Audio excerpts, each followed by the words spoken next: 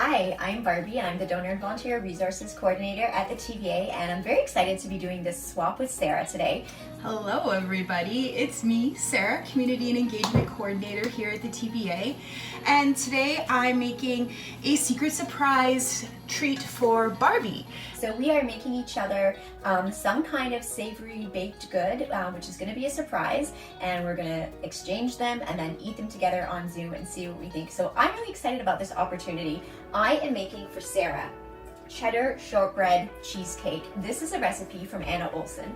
Now, I know some people prefer to just use vegan recipes off the bat, but I'm a big Anna Olson fan, so I like to just take her recipes, and these days it's usually pretty easy just to swap out whatever dairy product she's using for a vegan version.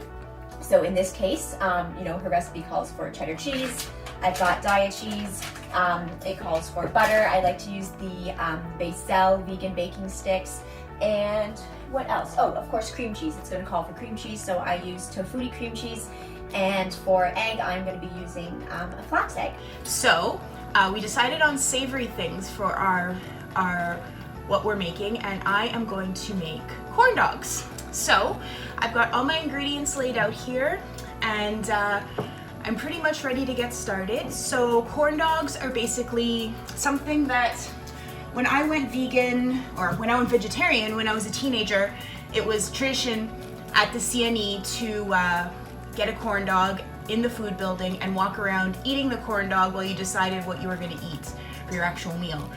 This was me and my sister's tradition, and then we went vegetarian, and then we went vegan, and they don't make vegan corn dogs.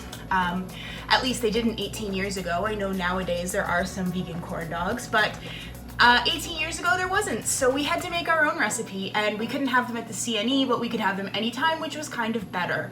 So I don't fry them, I bake them because it's healthier, because if you're eating a corn dog, you should, probably bake it, not fry it if you're making it at home, because it would be a lot, unless you have a deep fryer, it would be a lot of oil and messy. I have an air fryer and I have made them in the air fryer, but I like it better baked, so I'm gonna bake these for Barbi. And let's get started.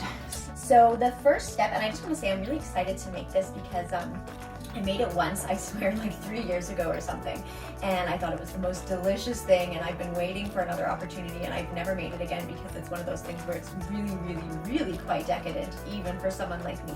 So you do want to have a special occasion and someone to share it with. So the first step is going to be making the crust. So I've got my food processor here. Fun fact, I just realized when I was about to start filming this that I'm almost out of my all-purpose flour, actually. So Sarah, if I don't have enough flour, we might be mixing this up with some whole wheat pastry flour, and that will be a first time try for this recipe, but should be okay. So into the food processor is going to be 1 3/4 of a cup of all-purpose flour.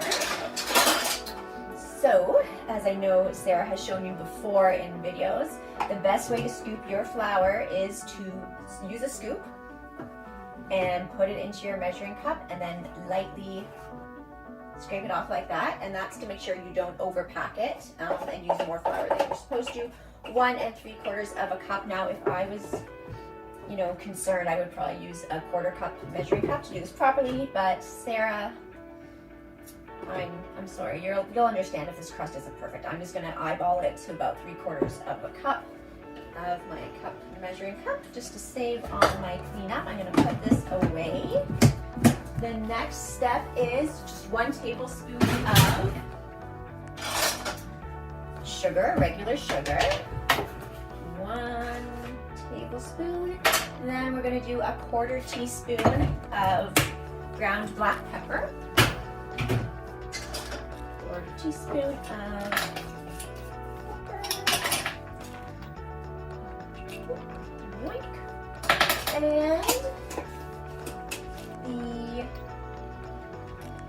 And the butter, not the cheese. So I'm just gonna pull my butter out of the fridge. It said to make sure it's cold, so I didn't want to pull it out ahead of time. So like I said, the Baicel vegan sticks come in these pre-cut sticks. So it calls for 1/2 cup, and this happens to be 1/2 cup. And they have little markers, so if you needed less than 1/2 cup, it shows you how much for a 1/4 cup and everything. But in this case, one stick is half a cup, so I'm going to use the whole stick. And like I said, because it said to make sure it's cold, I was waiting until we started filming to pull it out of the fridge, so I'm just really quickly going to cut it into some smaller pieces so it blends better. And now, that is it for the first step. We are just going to put this on and pulse until no large pieces of butter are still visible.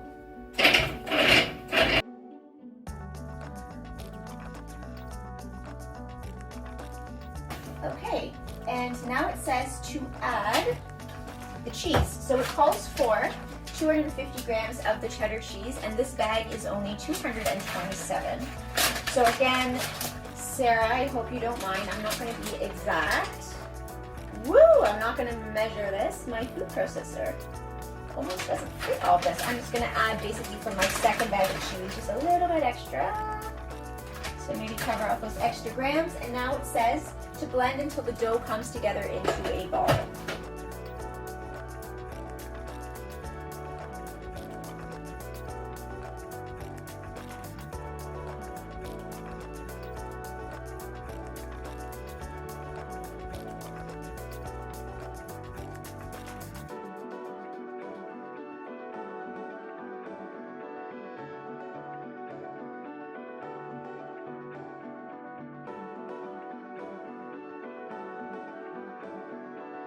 Okay, press trimming the edges. So I'm going to assume that that means I don't need this to go like up the sides. I'm going to keep it fairly flat. Okay, wish me luck. Hope that is as thick as it's supposed to be. Now, that's it. Now we're just going to chill this until firm about 2 hours. So we'll see you soon.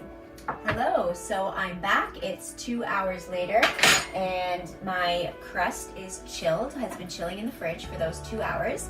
Now it says to dock the crust with a fork. So I'm going to do that. And that beep that you just heard was my oven coming to 350 degrees, which is the temperature to bake at.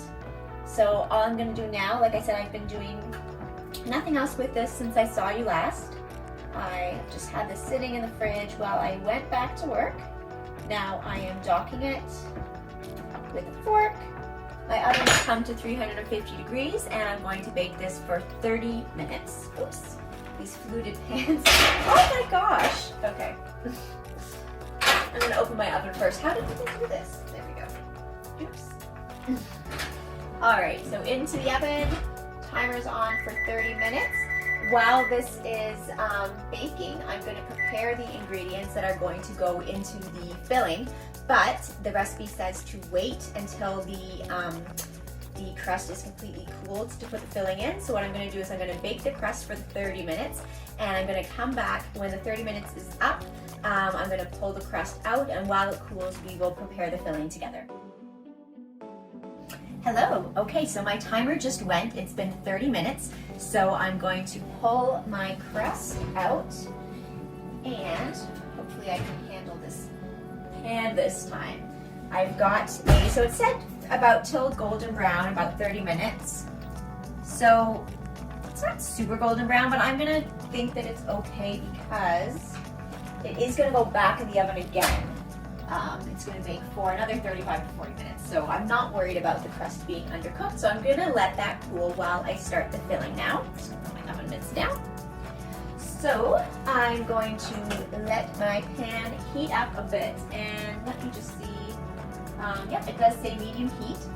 So what I've got here ready to go is I've made myself my flax eggs. So I use, again, it's 1 tablespoon of ground flax seed to 3 tablespoons of water for each egg. So this recipe calls for 1 egg and then 1 egg yolk. So I just made 2 eggs worth, 2 flax eggs. So I've got that sitting here.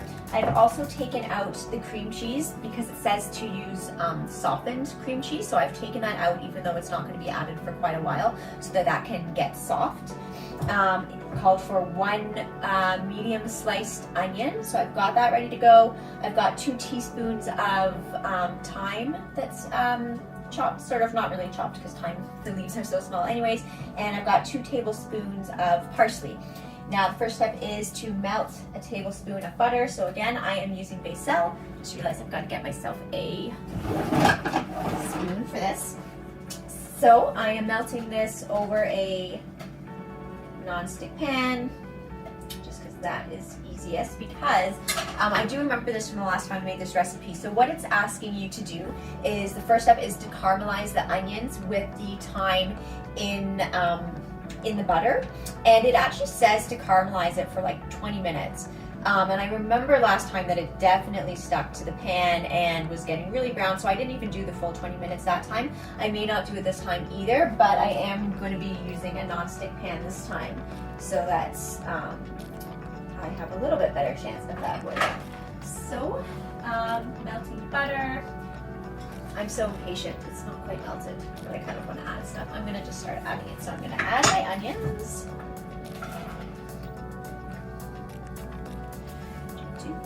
And I used my Becel sticks again, so my 1 tablespoon of butter was exact.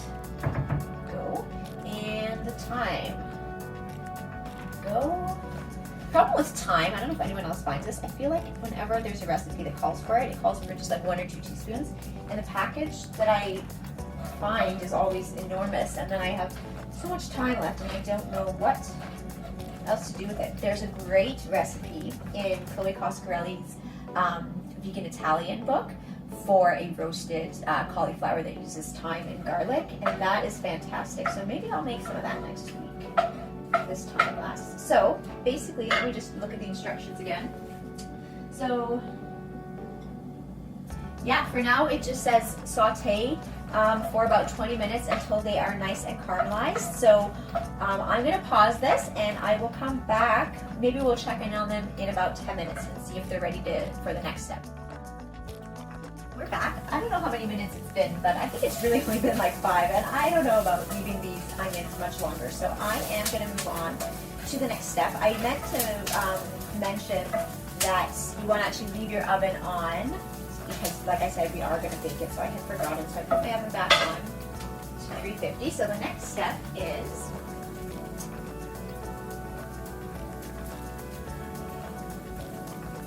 adding a tablespoon of balsamic vinegar, and then we're just going to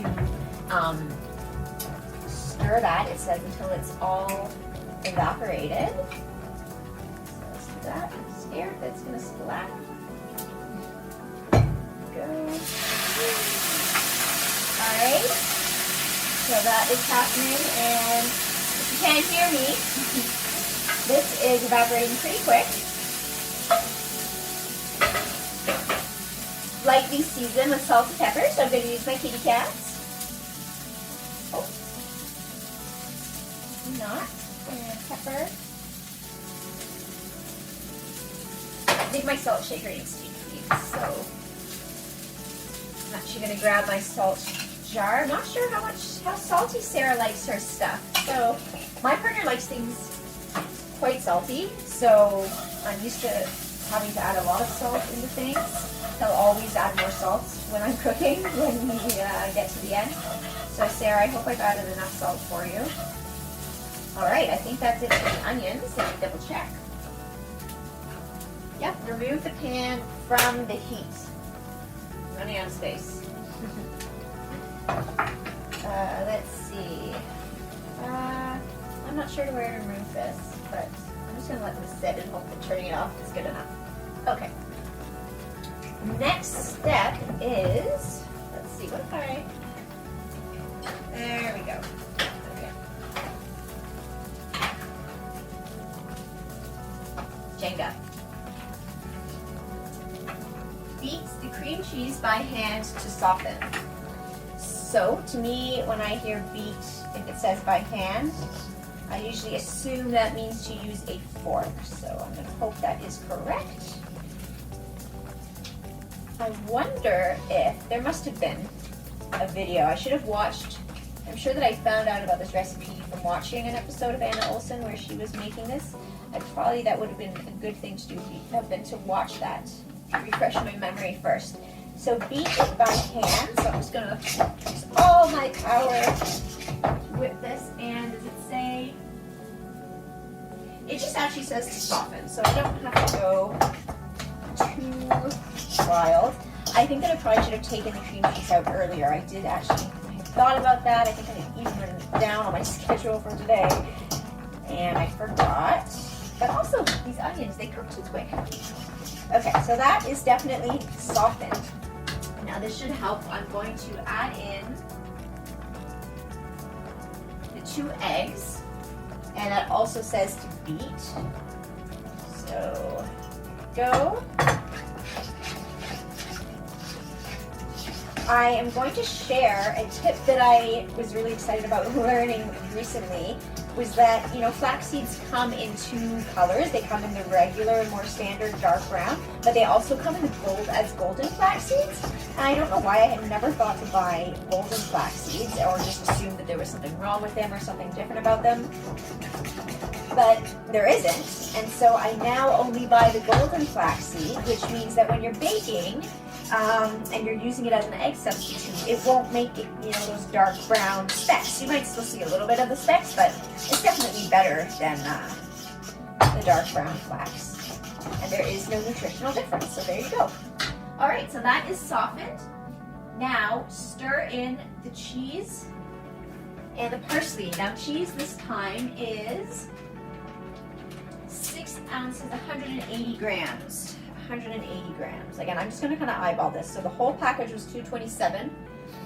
I took out just a little handful earlier for the other part. So I'm going to guess I have like 215 grams. So not quite the whole package. I don't know, Sarah, how cheesy do you like your cheesy things? Should I overestimate or underestimate? I might underestimate a little bit so that I can have a bit of cheese left over to make myself grilled cheese this week. Huh.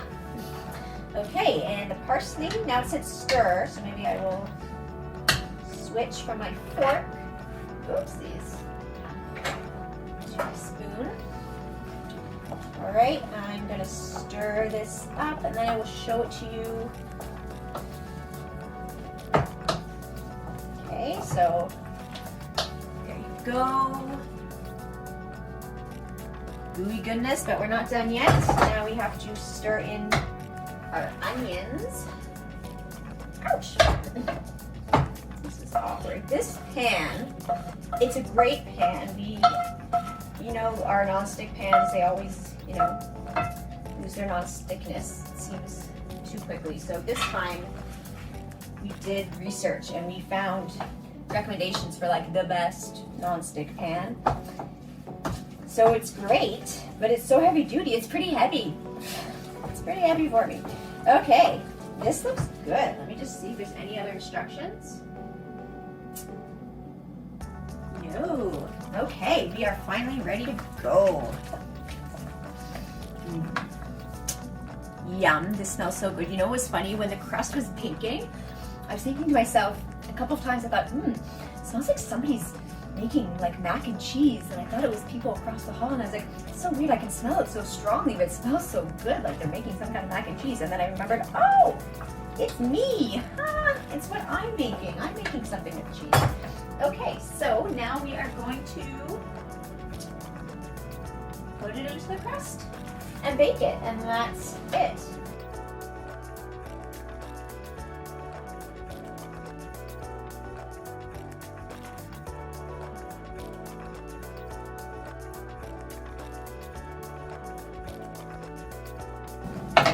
Pop it in the oven for 35 to 40 minutes. It's cooled down enough I don't need my mitts. Oh, I'm so sorry. I didn't even show you. You see, I'm scared to let go of this pan because of the removable bottom. So, there you go. Okay, so that's it for me. I'm just gonna quickly show you this. Oh, I guess it's still hot. Oopsies, I took it out a few minutes ago. And, oh, it looks so good.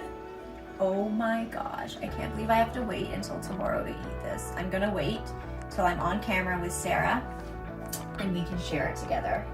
Oh, it looks and smells so good. So basically, you are taking the dry ingredients and then you're adding the wet ingredients. So the dry ingredients are cornmeal, flour, sugar, baking powder, and salt. I usually double the recipe that I have here, so I will use a cup of cornmeal. I've just got this Unico brand cornmeal from the supermarket. It works really well. I have pre-made a flax egg to add in a few minutes. So a cup of cornmeal, a cup of flour. Got my flour here, and I know I talk in pretty much every video about the importance of sifting your flour, or lazy sifting it like I do, where you just sort of lightly pour the flour into the measuring container so that you're not overpacking it. There we go, cup of flour. We need 2 tablespoons of sugar. I've got just plain white sugar here.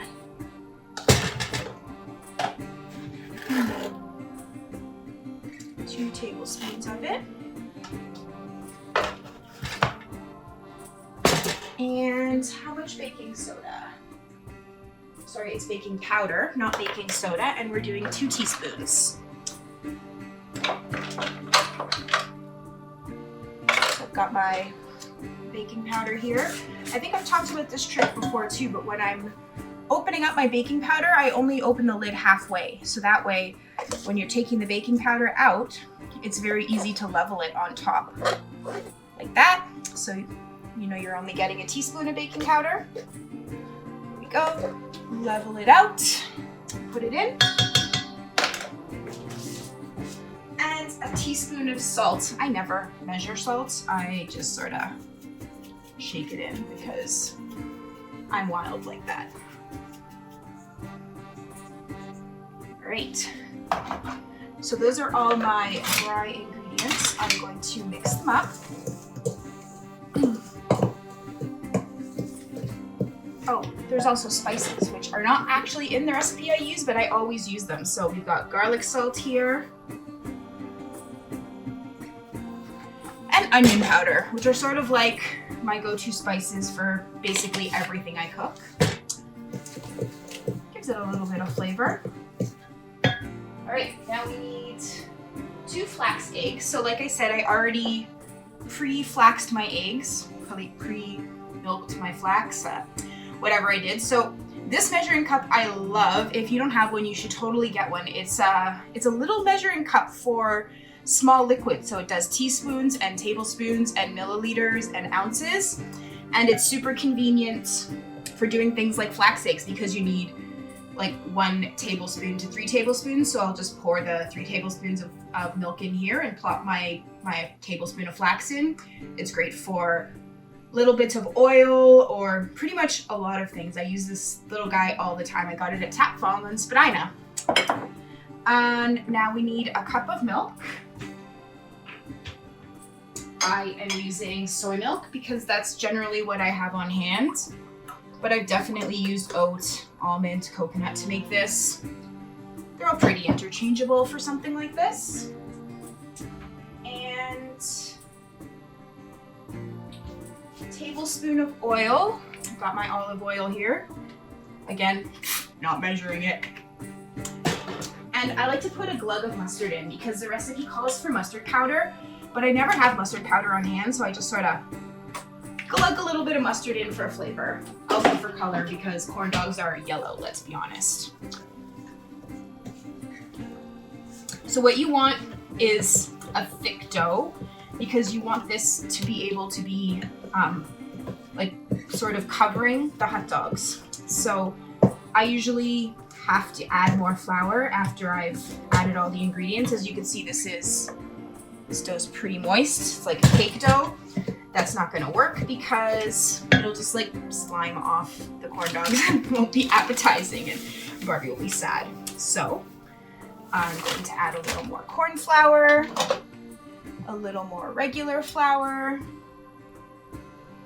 See how that goes.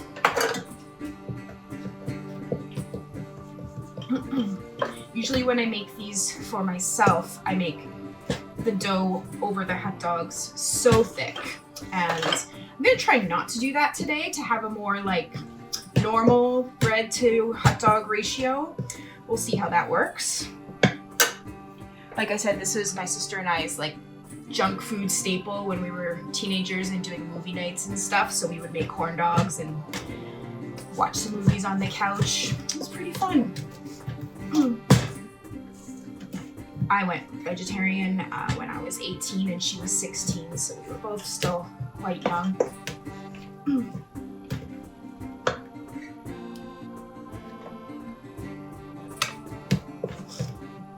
I know that Field Roast makes corn dogs now. They're like little appetizer corn dogs. They're not full-size corn dogs. And you can definitely get them from places like, I know Sausage Party's making some now. Apocalypse used to make them. So if you don't want to cook them, there's definitely other ways to get your corn dog fix as a vegan. But I really actually enjoy my homemade ones because they're humongous and yeah, I don't know, they're just good. All right, so I added a lot more flour and now it's a little thicker. So what I'm gonna try to do now is wrap it around my hot dogs. All right, so I've got a parchment paper lined baking sheet here. My oven is preheating to 375. I've got my hot dogs. I'm using Eve's Dogs because they're cheap, they're healthy, they're available pretty much everywhere. And I like that they come in packs of, what is this, like 12 or something? So I can keep them in my fridge for a week or so and eat them as I go. So this is the part that gets messy. So you should definitely have some flour on hand to coat your hands. And you're basically going to coat the hot dogs in this gooey cornmeal. So I just kind of, ooh, I do not have enough flour on my hands. I just kind of roll. It's like gooey and gross. Barbie, don't worry, I washed my hands before I did this part of the video, I promise. So there we go. I've coated one corn dog and I'm gonna put it on the sheet.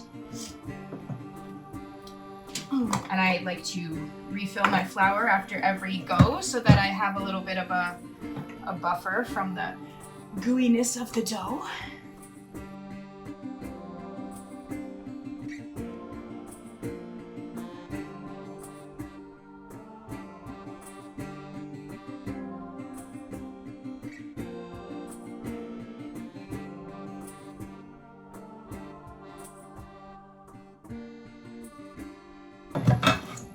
Alright, so that made enough for 5 corn dogs.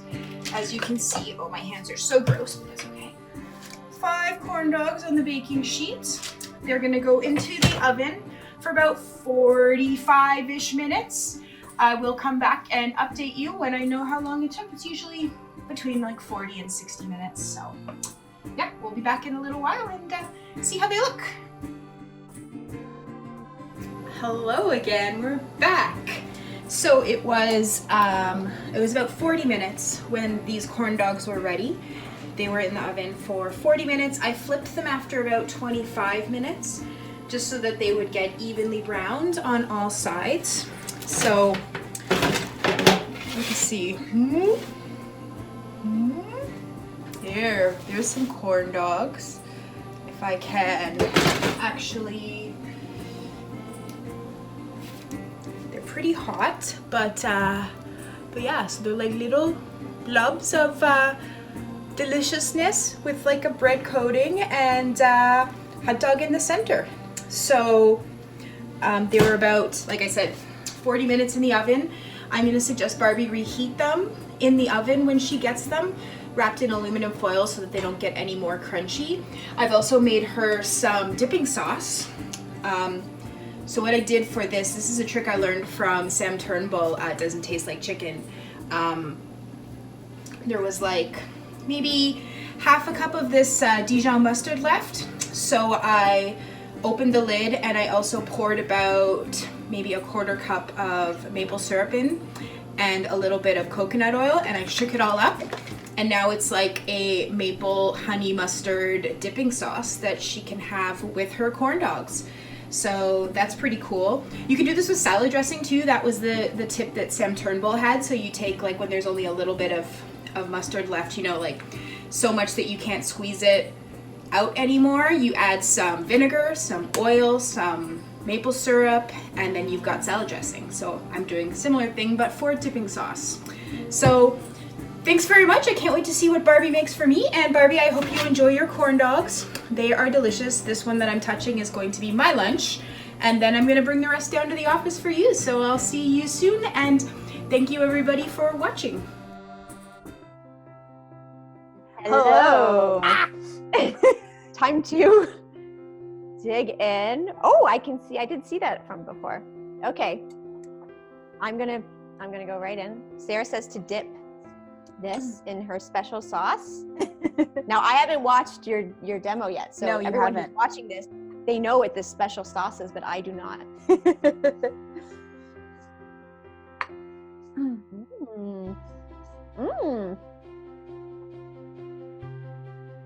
I really like the hot dog that you've used. It's just Eve's. Like, it's just Eve's? Yeah.